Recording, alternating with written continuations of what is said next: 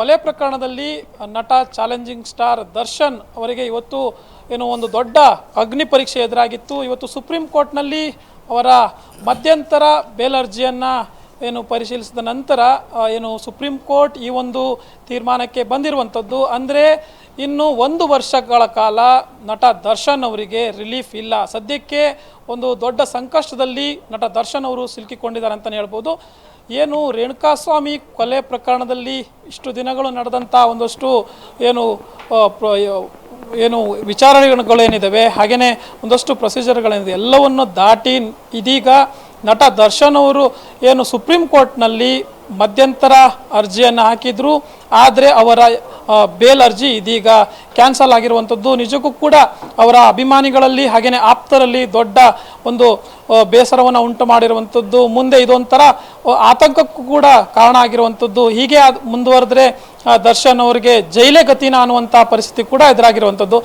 ಇಲ್ಲಿ ಗಮನಿಸ್ತಾ ಹೋದರೆ ಏನು 250 ಸಾಕ್ಷಿಗಳೇನಿದ್ದಾರೆ, ಇದರಲ್ಲಿ ಕೇವಲ 10 ಸಾಕ್ಷಿಗಳು ಮಾತ್ರ ಏನು ವಿಚಾರಣೆಗೆ ಒಳಪಟ್ಟಿರುವಂಥದ್ದು. ಹೀಗಾಗಿ ಮುಂದಿನ 1 ವರ್ಷಗಳ ಕಾಲ ಏನು ದರ್ಶನ್ ಅವರು ಏನು ಜೈಲಿನಲ್ಲೇ ಕಳಿಬೇಕಾಗುತ್ತೆ. ಈ ಅವಧಿಯಲ್ಲಿ ಸರಿಸುಮಾರು ಒಂದು 60 ಜನರನ್ನಾದ್ರೂ ಸಾಕ್ಷಿಗಳನ್ನು ವಿಚಾರಣೆಗೆ ಒಳಪಡಿಸಬೇಕು ಅಂಥೇಳಿ ವಿಚಾರಣಾ ನ್ಯಾಯಾಲಯವು ಇವರ ವಿಚಾರಣೆಯನ್ನು ಮಾಡಬೇಕು ಅಂಥೇಳಿ ಇದೀಗ ಸುಪ್ರೀಂ ಕೋರ್ಟ್ ಒಂದು ನಿರ್ಣಯಕ್ಕೆ ಬಂದಿರುವಂಥದ್ದು, ಈ ತೀರ್ಮಾನವನ್ನು ನೀಡಿರುವಂಥದ್ದು. ಹೀಗಾಗಿ ಈ ಆದೇಶದ ಮೇರೆಗೆ ನಟ ದರ್ಶನ್ಗೆ ಸದ್ಯಕ್ಕಂತೂ ಜೈಲೇ ಜೈಲೇ ಗತಿಯಾಗಿರುವಂಥದ್ದು.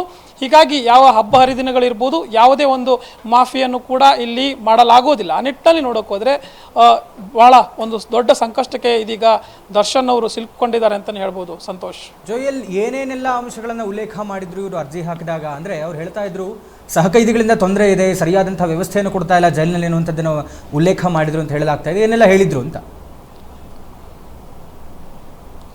ಖಂಡಿತವಾಗ್ಲೂ ಸಂತೋಷ್, ಏನು ಜೈಲಿನಲ್ಲಿ ತಮಗೆ ಕಿರುಕುಳ ಆಗ್ತಾ ಇದೆ ಸಹಕೈದಿಗಳಿಂದ, ಹಾಗೆಯೇ ಒಂದಷ್ಟು ಅವ್ಯವಹಾರಗಳು ಜೈಲಿನಲ್ಲಿ ನಡೀತಾ ಇದೆ ಅನ್ನುವಂಥ ರೀತಿಯಲ್ಲೂ ಕೂಡ ದರ್ಶನ್ ಅವರು ಒಂದು ಆರೋಪವನ್ನು ಮಾಡಿರ್ತಾರೆ. ಈ ಹಿಂದೆ ನಡೆದಂಥ ತನಿಖೆಗಳಲ್ಲಿ ಈ ರೀತಿಯಾದಂಥ ಒಂದಷ್ಟು ಆರೋಪಗಳನ್ನು ಮಾಡಿದರೆ ಈ ಎಲ್ಲವನ್ನು ಕೂಡ ಇದೀಗ ಈ ಎಲ್ಲದ್ರ ಬಗ್ಗೆನೂ ಕೂಡ ಒಂದು ವರದಿಯನ್ನು, ಸಂಪೂರ್ಣ ವರದಿಯನ್ನು ಇದೀಗ ಜೈಲಾಧಿಕಾರಿಗಳು ನೀಡಿರುವಂಥದ್ದು. ದರ್ಶನ್ ಮಾಡಿರುವಂಥ ಎಲ್ಲ ಆರೋಪಗಳನ್ನು ಇಲ್ಲಿ ಅಧಿಕಾರಿಗಳು ತಳ್ಳಿ ಹಾಕಿರುವಂಥದ್ದು. ಈ ನಿಟ್ಟಿನಲ್ಲಿ ದರ್ಶನ್ ಆರೋಪ ಮಾಡಿರುವಂತೆ ಯಾವುದೇ ಒಂದು ವಿಚಾರಗಳು ನಡೆದಿಲ್ಲ. ಹಾಗಾಗಿ ದರ್ಶನ್ ಆರೋಪದಲ್ಲಿ ಯಾವುದೇ ಹುರುಳಿಲ್ಲ ಅನ್ನುವಂಥ ಒಂದು ವರದಿಯನ್ನು ಈಗಾಗಲೇ ಸುಪ್ರೀಂ ಕೋರ್ಟ್ಗೆ ಸಲ್ಲಿಕೆ ಮಾಡಿರುವಂಥದ್ದು. ಹೀಗಾಗಿ ಇಲ್ಲೂ ಕೂಡ ದರ್ಶನ್ಗೆ ಹಿನ್ನಡೆ ಆಗಿರುವಂಥದ್ದು.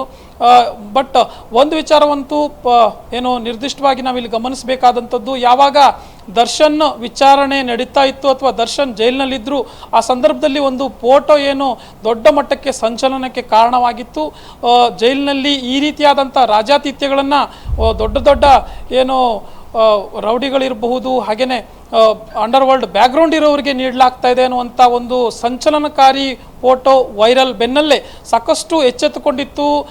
ಜೈಲಾಧಿಕಾರಿಗಳು ಕೂಡ ಈ ಬಗ್ಗೆ ಹೆಚ್ಚಿನ ಒಂದು ತಲೆ ಕೆಡಿಸ್ಕೊಳ್ಳುವಂಥ ಪರಿಸ್ಥಿತಿ ನಿರ್ಮಾಣ ಆಗಿತ್ತು. ಹೀಗಾಗಿ ಎಲ್ಲೋ ಒಂದು ಕಡೆ ದರ್ಶನ್ ಮಾಡುವಂಥ ಆರೋಪಕ್ಕೆ ಎಲ್ಲೋ ಒಂದು ಕಡೆ ನ್ಯಾಯ ಸಿಗ್ಬೋದಾ, ಅಥವಾ ಈ ಆರೋಪದಲ್ಲಿ ಏನಾದರೂ ಸತ್ಯಾಸತ್ಯತೆಗಳನ್ನು ಕಂಡುಹಿಡ್ಕೋಬೋದಾ, ಅದರಲ್ಲೇನಾದರೂ ಹುರುಳಿದೆಯಾ ಅನ್ನುವಂಥ ರೀತಿಯಲ್ಲಿ ನೋಡಲಾಗ್ತಾ ಇತ್ತು. ಆದರೆ ಅಂತಿಮವಾಗಿ ದರ್ಶನ್ ಮಾಡಿರುವಂಥ ಎಲ್ಲ ಆರೋಪಗಳನ್ನು ಜೈಲಾಧಿಕಾರಿಗಳು ಸಾರಾಸಗಟವಾಗಿ ತಳ್ಳಿ ಹಾಕಿರುವಂಥದ್ದು. ಇದು ಕೂಡ ಎಲ್ಲೋ ಒಂದು ಕಡೆ ದರ್ಶನ್ಗೆ ಹಿನ್ನಡೆ ಅಂತಲೇ ಹೇಳ್ಬೋದು. ಹಾಗೆಯೇ ಇನ್ನೊಂದು ಪ್ರಮುಖ ವಿಚಾರ, ತಮಗೆ ಮೂಲಭೂತ ಸೌಕರ್ಯಗಳನ್ನು ಇತರ ಕೈದಿಗಳಿಗೆ, ವಿಚಾರಣಾಧೀನ ಕೈದಿಗಳಿರ್ಬೋದು, ಇತರ ಕೈದಿಗಳಿಗೆ ನೀಡಲಾಗುವಂಥ ಸೌಕರ್ಯಗಳನ್ನು ತನಗೆ ನೀಡಲಾಗ್ತಾ ಇಲ್ಲ ಅಂಥೇಳಿ ಒಂದು ಕಂಪ್ಲೇಂಟನ್ನು ಕೂಡ ದರ್ಶನ್ ಮಾಡಿರ್ತಾರೆ, ಹಾಗೆ ಮನವಿಯನ್ನು ಮಾಡಿರ್ತಾರೆ, ತನಗೂ ಕೂಡ ಈ ಸೌಕರ್ಯಗಳನ್ನು ಬೇಕು ಅಂತ. ಇದೀಗ ಸುಪ್ರೀಂ ಕೋರ್ಟ್ ಕೂಡ ಅದನ್ನು ಉಲ್ಲೇಖಿಸಿರುವಂಥದ್ದು.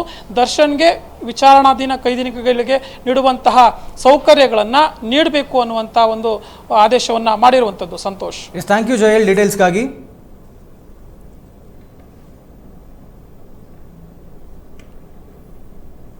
ಸುದ್ದಿ ಮುಂದುವರಿಯುತ್ತೆ ಒಂದು ಸಣ್ಣ ವಿರಾಮದ ನಂತರ. ಮನೋಧೈರ್ಯ, ಪಕ್ಷ ನಿಷ್ಠೆಯಿಂದ, ಪ್ರಾಮಾಣಿಕತೆಯಿಂದ, ನಿರ್ಣಾಯಕ ನಿರ್ಧಾರಗಳಿಂದ, ಬದ್ಧತೆಯಿಂದ ದೇಶದ ಅತ್ಯುತ್ತಮ ನಾಯಕರು, ಕೆಪಿಸಿಸಿ ಅಧ್ಯಕ್ಷರು, ಮಾನ್ಯ ಉಪಮುಖ್ಯಮಂತ್ರಿಗಳು ಆದವರು, ಪಕ್ಷವನ್ನ ಸಂಘಟಿಸಿ ಕಾರ್ಯಕರ್ತರ ಪ್ರೀತಿ ಪಾತ್ರರಾದವರು ಶ್ರೀ ಡಿ.ಕೆ. ಶಿವಕುಮಾರ್ ಜಿರವರು. ಅದೇ ಪಕ್ಷನಿಷ್ಠೆ, ಪ್ರಾಮಾಣಿಕತೆ, ಜಿಲ್ಲೆಯ ಎಲ್ಲಾ ನಾಯಕರು, ಕಾರ್ಯಕರ್ತರು, ಮುಖಂಡರುಗಳೊಂದಿಗೆ ಸ್ನೇಹದಿಂದ, ಪ್ರೀತಿಯಿಂದ ಇದ್ದು ತನ್ನದೇ ಆದ ಶೈಲಿಯಿಂದ ಪಕ್ಷ ಸಂಘಟನೆ ಮಾಡುವ ನಮ್ಮ ಆತ್ಮೀಯರು, ನಾಯಕರು ಶ್ರೀ ಎ. ಸಾದಿಕುಲ್ಲಾರವರು. ಇಂದು ಇವರಿಬ್ಬರ ಜನ್ಮದಿನ. ನಮ್ಮ ಪಾಲಿಗೆ ರಂಜಾನ್ ಮತ್ತು ಯುಗಾದಿ ಒಮ್ಮೆ ಬಂದಂತಾಗಿದೆ. ನಮ್ಮ ಪ್ರೀತಿಯ ನಾಯಕರುಗಳಿಗೆ ಜನ್ಮದಿನದ ಹಾರ್ದಿಕ ಶುಭಾಶಯಗಳು. ಶುಭ ಕೋರುವವರು ಕುಮಾರಸ್ವಾಮಿ ಹಾಗೂ ರಮೇಶ್, ಕಾಂಗ್ರೆಸ್ ಮುಖಂಡರು, ಚಿತ್ರದುರ್ಗ.